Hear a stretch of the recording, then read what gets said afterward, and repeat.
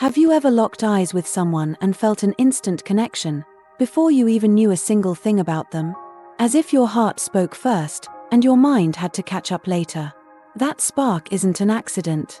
It's your subconscious mind at work, quietly guiding you, noticing things your conscious brain could never put into words. Psychologists suggest that more than 90% of what we feel and do is directed by the subconscious.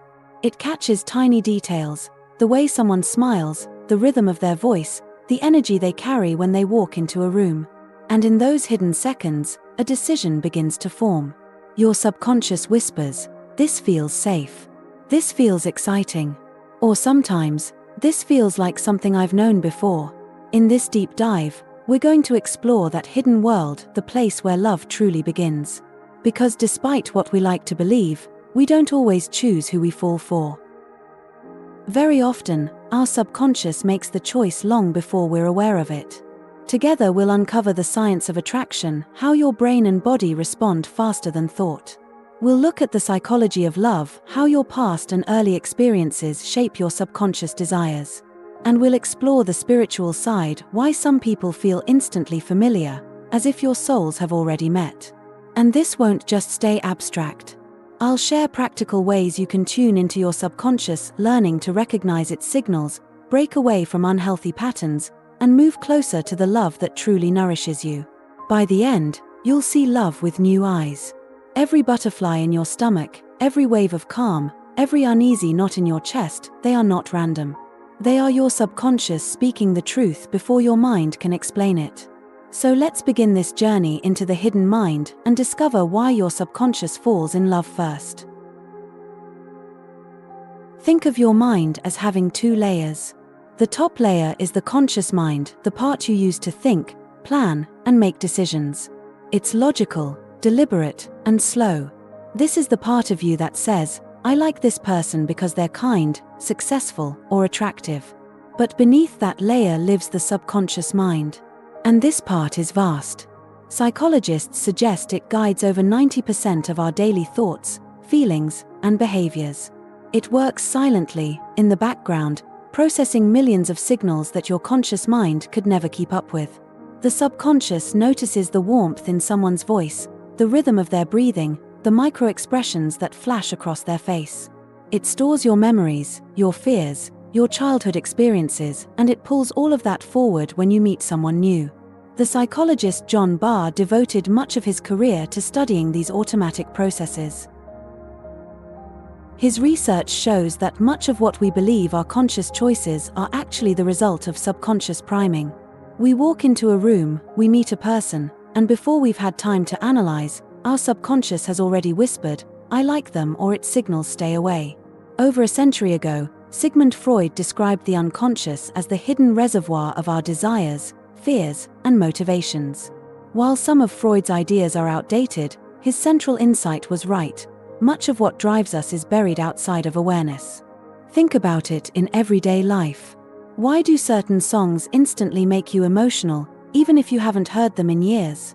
Why do some people feel trustworthy the moment you meet them, while others make you tense for reasons you can't explain? Why do you sometimes feel at home in someone's presence? That's your subconscious, pulling on memories, sensations, and learned patterns you don't even realize are there. And when it comes to love, the subconscious plays the role of silent gatekeeper. It compares the person in front of you with every relationship you've known, your parents, your first crush, your past partners. It looks for familiarity, for echoes of comfort or danger. It decides, long before your conscious mind does, whether this person feels right or wrong. The challenge and the beauty is learning to understand its language. If the subconscious is the silent gatekeeper of love, then biology is its secret language. Long before you can explain why you're drawn to someone, your body is already reacting. The anthropologist Helen Fisher, who has spent decades studying the neuroscience of love, explains that attraction is tied to three powerful brain systems: lust, attraction, and attachment. Lust is driven by hormones like testosterone and estrogen. Attraction is fueled by dopamine and norepinephrine, the chemicals that create racing thoughts and sleepless nights. Attachment is guided by oxytocin and vasopressin, the bonding chemicals that make you want to stay and build a life. Your subconscious is sensitive to all of these signals. Think about scent. Studies show smell plays a huge role in attraction, often without us realizing it. Our bodies release subtle chemical signals called pheromones. You may not notice them consciously, but your subconscious does. In experiments, women who smelled men's shirts consistently preferred those with genetic compatibility, as if the subconscious was guiding them toward a good biological match. Voice is another hidden trigger. Deeper voices in men, melodic tones in women, these often spark attraction subconsciously. You don't analyze pitch logically, your subconscious interprets it as vitality or warmth. Even a brush of the hand can release oxytocin, the bonding hormone. That's why physical closeness can create trust before words ever do. And here's the catch: dopamine doesn't just create attraction, it creates obsession. Brain scans show that people newly in love look remarkably similar to people addicted to drugs. Love literally intoxicates the subconscious. This is why love feels beyond control. Because in many ways, it is. Your body writes the story before your mind reads the first page. If biology creates the spark of love, psychology explains the dance, why we are drawn to the same kinds of partners over and over, and why some connections feel irresistible yet leave us aching. At the heart of it all is what psychologists call attachment theory. Developed by John Bowlby and Mary Ainsworth, it describes how our earliest bonds shape the way we love as adults. Secure attachment often develops when care is consistent, leaving us expecting love to be steady. Anxious attachment arises when care is unpredictable, leaving us craving closeness and fearing abandonment. Avoidant attachment develops when care is rejecting, making us value independence but struggle with intimacy. And disorganized attachment, often born from trauma, leaves us torn between craving and fearing closeness.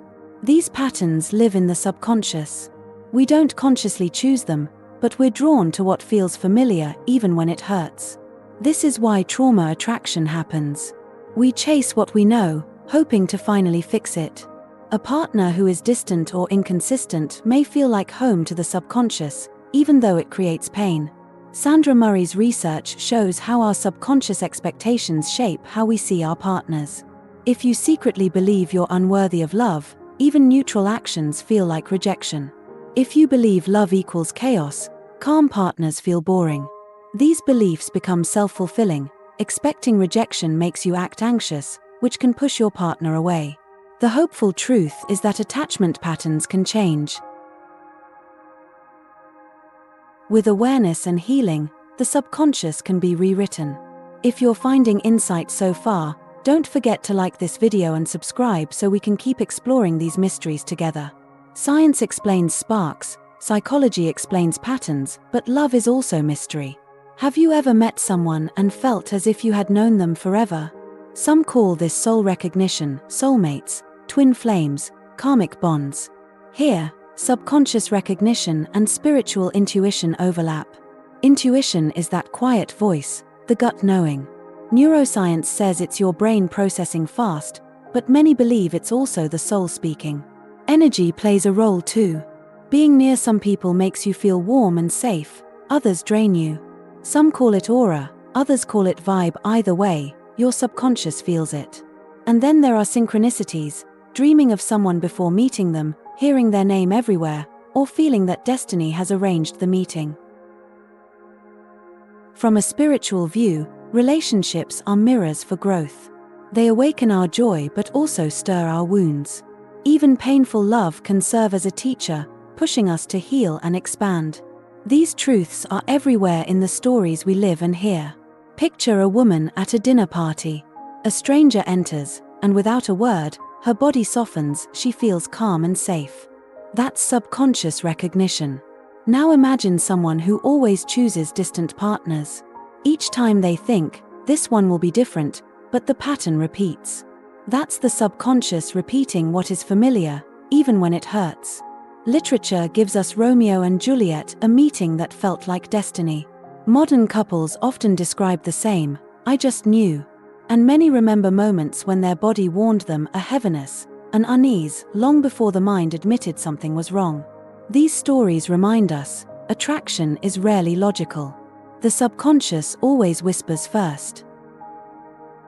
So how do we work with the subconscious instead of being led blindly by it? Listen to your body.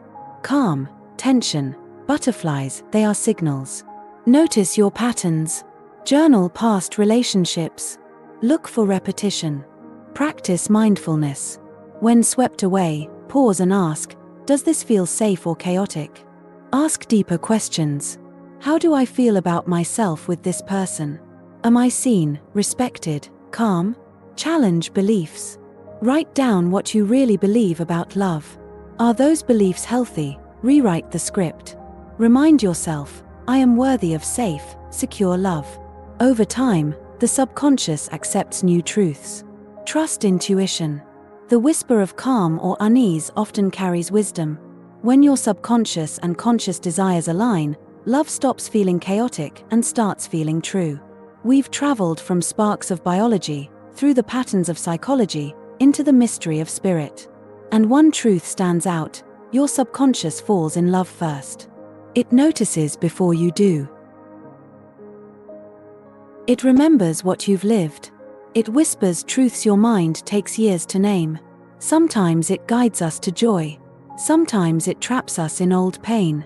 But always, it points us toward growth. So the next time you feel butterflies, or heaviness, or peace in someone's presence, pause. Listen. Ask yourself, what is my subconscious trying to tell me?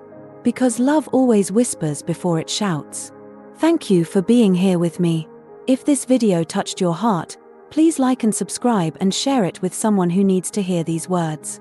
And come with me into the next chapter of this journey, because love is vast, mysterious, and endlessly worth discovering.